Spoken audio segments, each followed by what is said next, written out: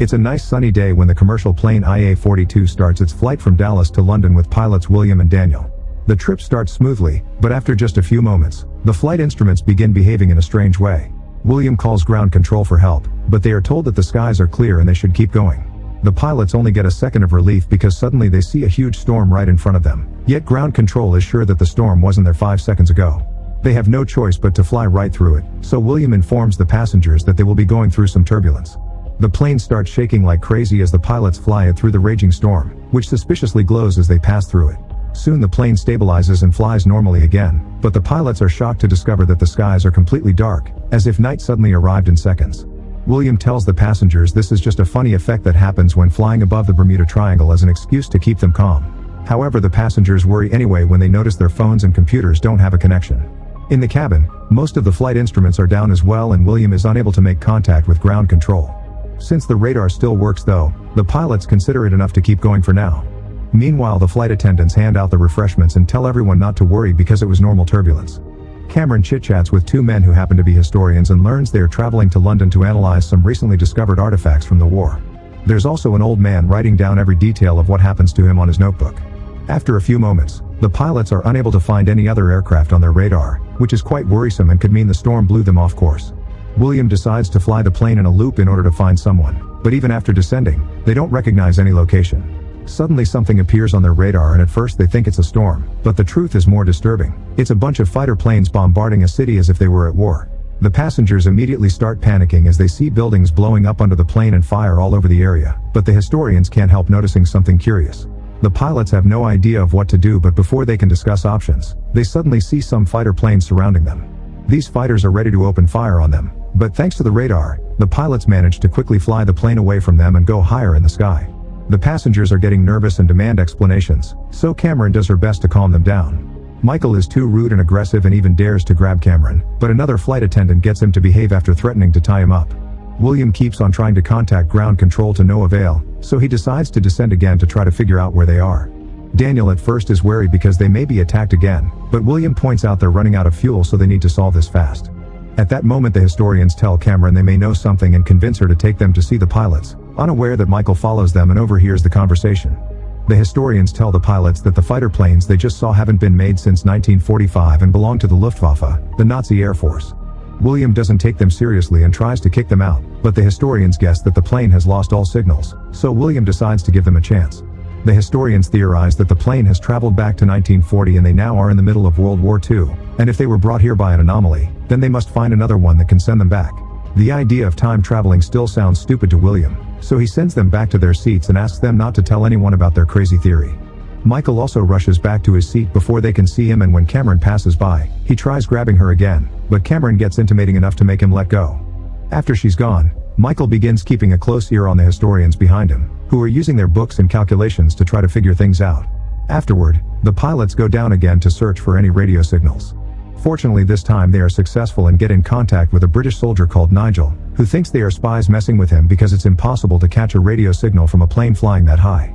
The pilots beg for help, and when Nigel continues to be confused, William asks for the date, causing Nigel to confirm the historian's theory. They are on June 17, 1940. They try to convince Nigel of their situation, but obviously it sounds too crazy to be believed. Luckily, the historians come to the cabin again with more details and they get to talk to Nigel. They have calculated their approximate location and mention they flew by the spot where the British ship Lancastria was sunk, which shocks Nigel because that ship is supposed to still be active.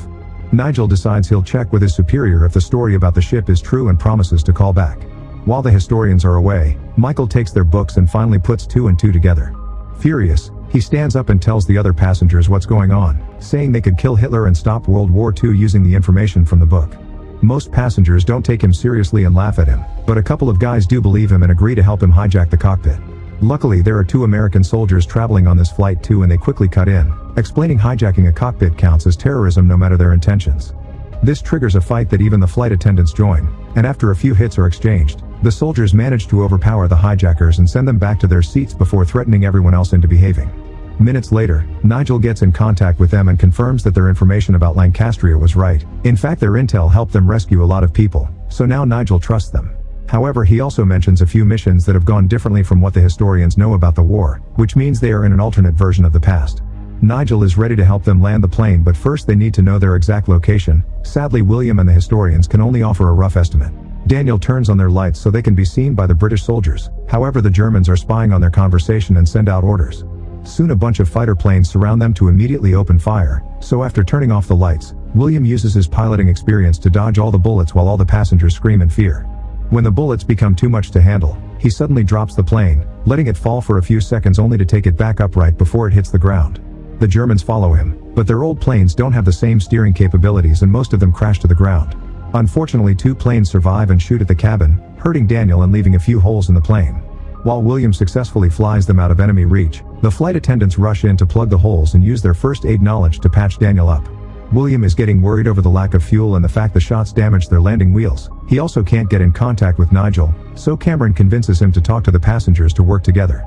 Meanwhile, a superior tells Nigel that if he doesn't get news from his mysterious friends soon, they'll blow up the plane before it falls into the hands of the Germans. After leaving Daniel at the controls, William goes to talk to the passengers to finally confess the truth. He explains that he's trying his best to land the plane, but the recent attack damaged the landing wheel, so he will need help fixing it. Teresa reveals she's an engineer and accepts to come, inspiring a handyman called Hector to volunteer as well. William takes his new team to the plane's tail and thankfully Teresa manages to find the problem quickly, so she begins fixing it with Hector's help. When she's done, she manages to open the door, yet the wheel won't come down because there's something stuck on it. William volunteers to go down, but Hector says the captain is needed to fly the plane, so he'll do it instead. Hector carefully climbs on the landing wheel and uses a hammer to fix the issue. The wheel immediately begins moving and Hector has to hang on tight not to fall, but thankfully the wheel comes back up without anyone getting hurt. William rushes back to the cabin and with Daniel's help, they fly lower to get a radio signal again. They contact Nigel to mention they only have 80 minutes of fuel left, so they need to land as soon as possible. Their conversation is interrupted. The 2 German planes come back and attack them. This time they throw a missile, which explodes too close and destroys all the plane's windows.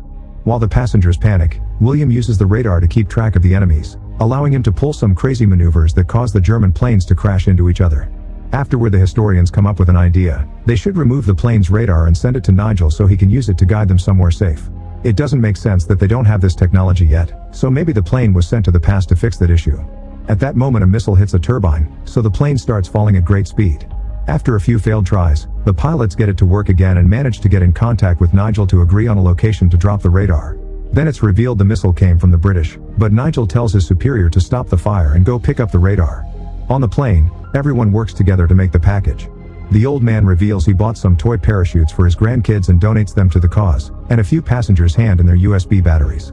Then they wrap the radar up in a bunch of clothes in a bag and connect it to the parachutes. As soon as they reach the right spot, they throw it off the plane and immediately tell Nigel about it, but unfortunately the Nazis pick up this conversation too and arrive first. A German soldier begins climbing a tree to reach the package, but at that moment, a few soldiers from the British army arrive and a gunfight ensues. Fortunately, the British have the upper hand and one by one they kill all the Germans to then successfully retrieve the package. The Nazis also send more planes after William's aircraft, and this time they land a shot on the plane's side, creating a big hole through which a few people fall. The plane is shaking quite badly, but William once again pulls a crazy move to guide the plane away from danger. As soon as Nigel receives the radar, he sets it up and starts guiding William to fly in the right direction, although the Nazis are catching up to them. When they are about to open fire, the British planes sent by Nigel arrive to fight back, so the commercial plane can keep flying safely. Suddenly, Nigel sees a large shadow on the radar that doesn't look like any kind of aircraft, and when the plane gets closer they realize it is a storm that looks exactly like the one that brought them to this time period. It's a risky move, but since they don't have any fuel left anyway, William decides to fly through it and hopes it'll send them back to the present. After saying goodbye to Nigel and telling the passengers to hold on, William and Daniel take the plane through the storm, and after lots of shaking, they are happy to see they are finally back in the present. It seems they are flying above Berlin, and luckily ground control immediately contacts them to offer them an empty runway to land on. The pilots push the plane to its limits and manage to land it safely. Relieved to be home, the passengers immediately get off the plane. When William leaves the cabin, he finds the old man still on his seat writing in his notebook, which has a map that looks like the route they just followed and has been titled The Radar System That Saved Europe. When the old man closes this book, it's revealed his name is Nigel, meaning this is the guy who saved them back in 1940. Make sure to subscribe and turn on notifications so you can watch more videos like this. Thanks for watching.